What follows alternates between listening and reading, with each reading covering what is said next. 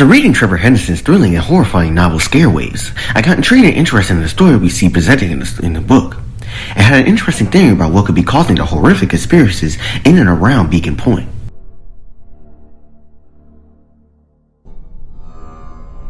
In the book, we are introduced to the mysterious town of Beacon Point, which has been plagued with disappearances, paranormal occurrences, and vile monsters for decades, with monsters such as the Crow Mother, strange deers, and a stranger being seen decades prior to the story itself, birthing several urban legends in the process.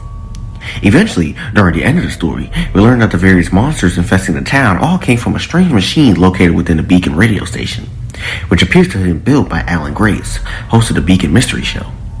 After our teen protagonists destroy the machine at the request of Alan's ghostly specter, all of the monsters fade away and disappear as a whole.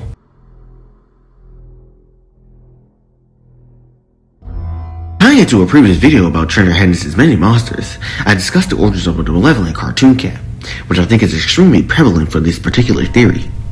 In the video, we learned that Cartoon Cat is a cosmic parasitic entity that gains its form through the output of creatives, using humanity's old media in order to filter itself into our dimension.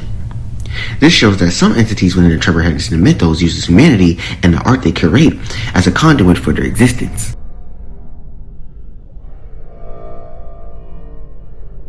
All this in mind, my theory is that over the many decades of iteration, Beacon Point was plagued by likely natural disappearances at first, with people vanishing into the woods to never be found or seen again.